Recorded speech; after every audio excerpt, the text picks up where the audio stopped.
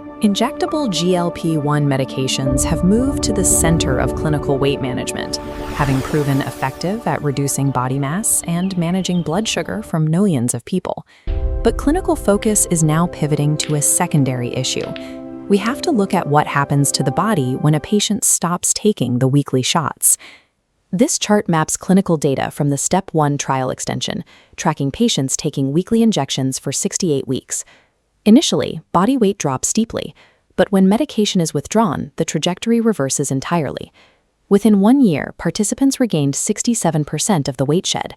Along with that physical rebound, the improvements to their blood pressure, lipid profiles, and glycemic parameters largely reverted back toward baseline values. The drug did not cure the obesity.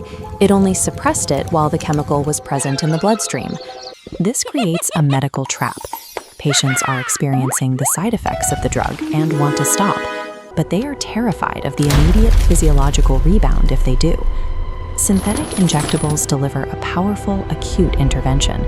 Yet, as a standalone treatment, they lack a sustainable, long-term exit plan.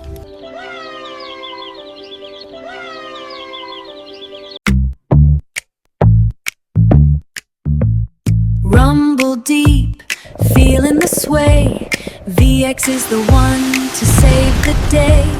GLP-1 is the name of the game to set me back again. Fullness flows, I'm good to go.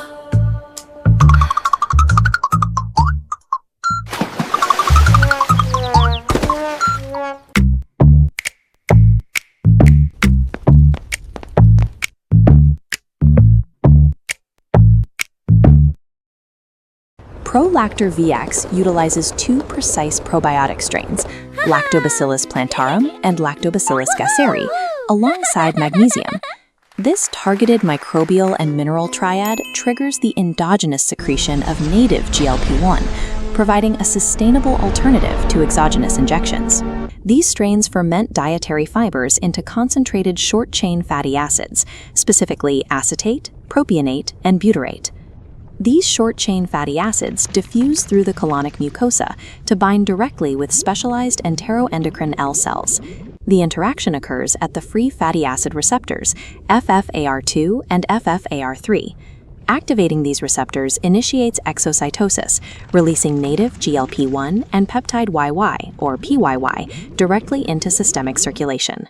PYY binding initiates a dual-action shift, upregulating POMC, a neuropeptide that suppresses the drive to eat. Simultaneously, it forces the downregulation of the appetite-stimulating neuropeptides, NPY and AGRP. At the same time, endogenous GLP-1 enhances glucose-dependent insulin secretion. This rise in insulin creates a secondary feedback loop. Physiologically relevant increases in insulin act as an independent determinant for suppressing ghrelin. This natural insulin modulation decreases circulating ghrelin, the hunger hormone, by almost 50%. This entire process is supported by the 100 milligrams of magnesium citrate in the formulation.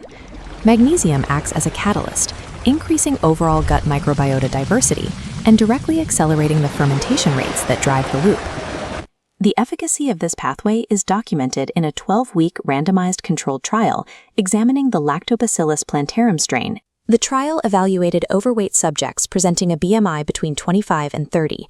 The intervention group demonstrated significant decreases in total body weight and BMI, returning p-values of 0.022 and 0.006 respectively.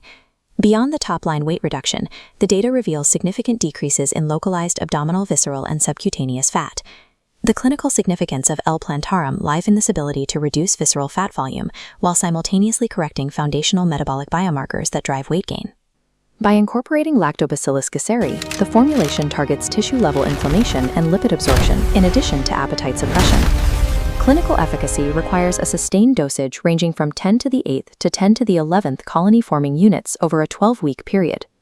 At this concentration, trials show up to a 28% reduction in visceral fat areas, driven by a mechanism distinct from short-chain fatty acid production. Lactobacillus gasseri deconjugates bile acids in the gut, increasing the physical excretion of unabsorbed dietary fat through feces.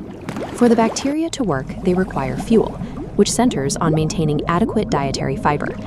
Patients must gradually titrate this fiber intake over several weeks to avoid temporary gas while the microbiome adjusts. A high-protein first meal is also recommended, as amino acids independently stimulate L cells to establish a stable early-day glycemic baseline. The primary contraindication is for severely immunocompromised patients, a standard precaution for live probiotics. Prolactor VX provides a frontline biotherapeutic option for gradual, sustainable weight management. It also provides a calculated step-down maintenance therapy for patients discontinuing synthetic GLP-1s.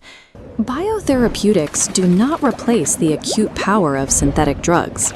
Rather, they serve as the clinical tool for the long game of metabolic health.